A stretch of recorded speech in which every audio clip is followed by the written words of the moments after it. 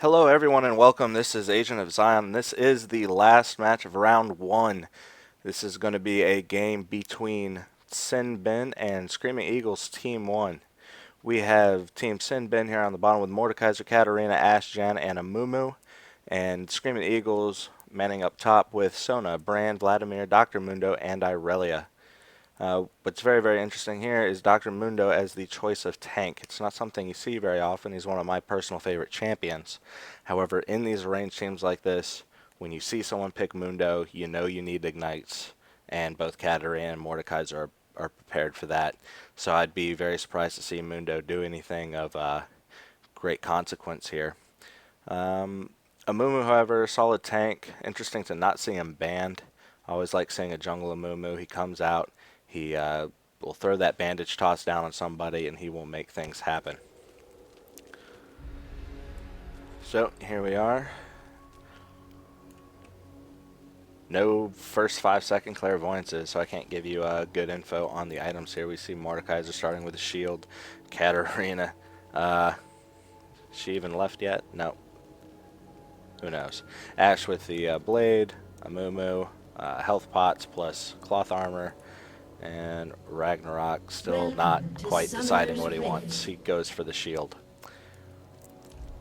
Ash down here posting up a front guard on blue. She doesn't want to go out into the river because her teammates aren't there. If Team Screaming Eagles do happen to be there, she will get jumped on and taken out quite quickly. Amumu hanging out here, adjusting some settings possibly. I'm not entirely sure. And 30 seconds until minions spawn. Yeah, what we're seeing here is a lot of pings going on, but everybody's just hiding out. Heard a clairvoyance go up. That's an enemy clairvoyance at the blue. They know no one's there.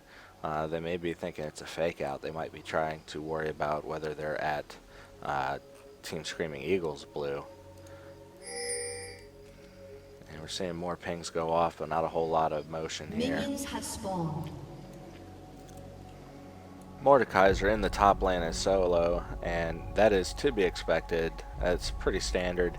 You generally don't want him mid because he's not the kind of person who can go up to the top lane or then down into the bottom lane and have a huge impact. He's much better just to be left on his own, farming all game, and then to come out in the team fights where things really start to happen. Amumu now finally, almost 7 seconds late here, starting at blue, possibly waiting for a leash from Ragnarok. Yeah, the angry pings there. Seeing the Euro-style hard carry with the support backup down here on behalf of Team SYN BYN. Ash is going to make it pretty much hell on Irelia there, especially with the tornadoes coming out like that. Mundo getting caught on him. He's already down to half health at level 1. That is just punishing.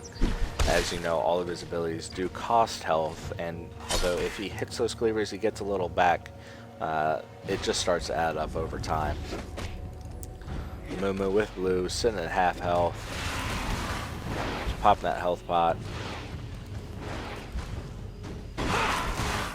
Ragnarok and Frost Revenant going at it here in the middle, while Mordekaiser trying to stave off Sweet Ecstasy and Bizbone, Brand, and Sona.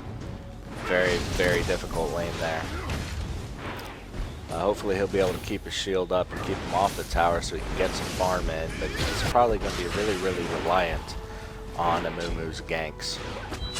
However, if Amumu can get those ganks off in the proper manner, that lane could easily swing back into Mordekaiser's favor at the drop of a hat.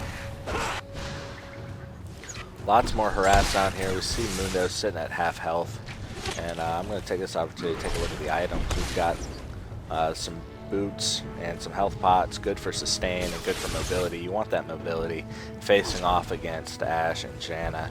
They're both very, very positional based. You want to be able to get out of the way of the volley, get out of the way of the tornado, and make sure what just happened doesn't happen too often. Mundo starting with a health crystal there. That's pretty standard. That's what I like to do. I build it right into a spirit massage to take advantage of his strengths. Vladimir health pendant there. Pretty standard. All of his abilities take health as well, so he wants the regen. And then he used the additional gold to fill up with the potions. Meki pendant here, which is an interesting item to take, leads me to believe that Sona will be rushing into a tier of the goddess, and not really worried about the mana manipulator that builds into the aura item. Brand starting with the Doran ring, trying to get some extra points of damage off, and over time those extra points of damage will add up onto that Mordekaiser. Mundo really playing it dirty there. It's taking a lot of damage. Maybe he's not hitting every cleaver, although at this level of play I can't imagine that he'd be missing often. Irelia trying to crack back at the Ashe.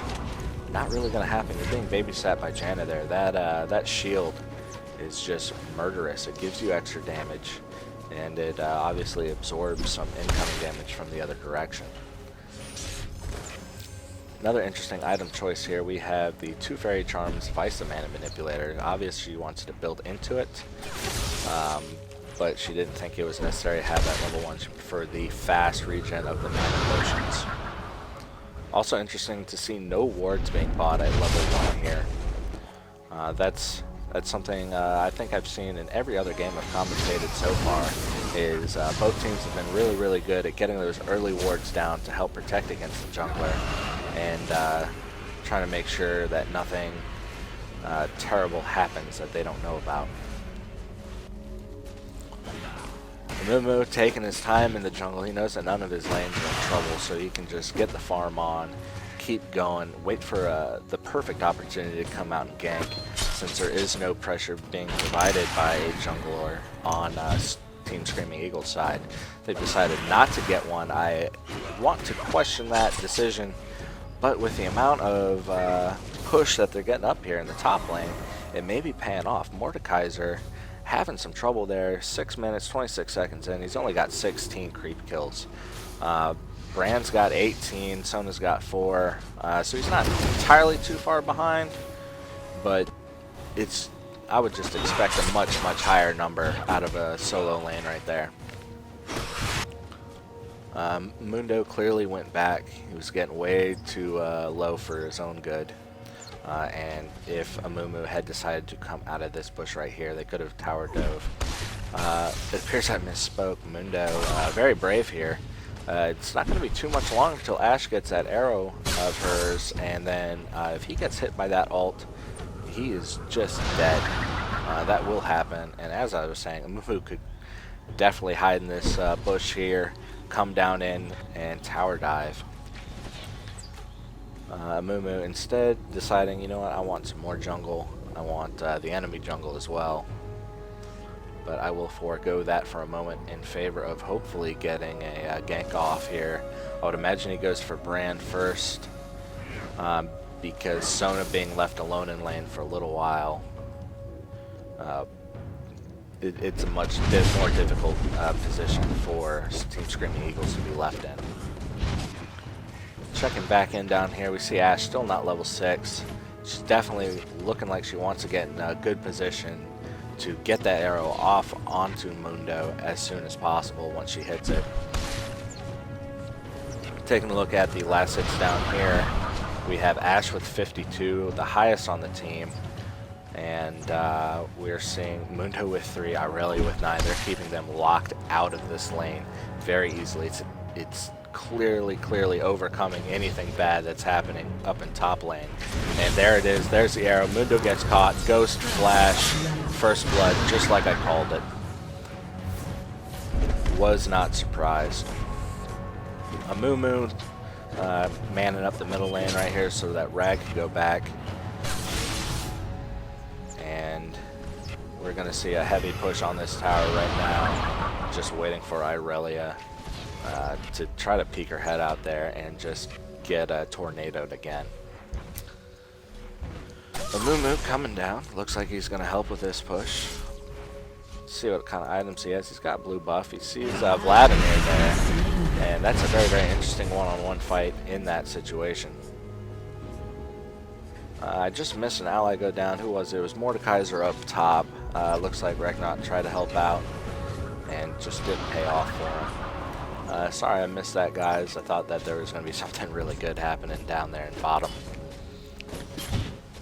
See Ragnarok doing what he does, which is farm. He opted to go for boots first, which is a very, very good idea on a very positional base champion such as Katarina. We get an order to buy a ward. He does not want to get caught up again by some.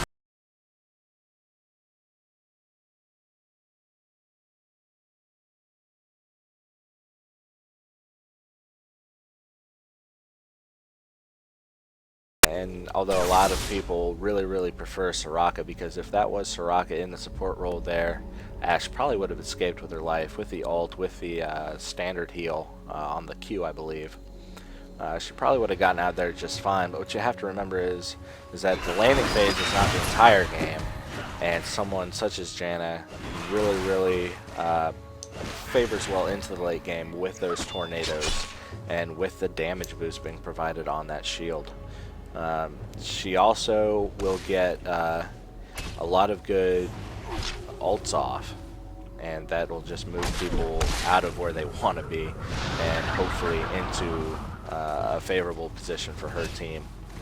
One thing she's going to have to be very, very careful to not do, though, is to ult people out of Katarina's ult. It is always infuriating when I play Katarina to have somebody like Janna or Gragas blow people out of my ult. They just save their lives, and that causes a little bit of rage on my part. Seeing Mumu not really having much luck in the gank department, but he's doing really, really well in his farm. He's keeping up with Mordekaiser at the very least, if not too far behind the middle lanes. CV goes off there, lets him know that they see him, and he says, well, you know what, I'll just run up and into my jungle, maybe pick up red, maybe just come try to help Kogan out up top. Sona misses the ult there. That would have been clutch. It looks like Mordekaiser is pretty low. I don't believe this health bar up here on the top. I've seen the kind of lies that LOL replay can tell me. Missing his bandage toss means that Sona is not going to get stunned, and we're going to see a little bit of back and forth here.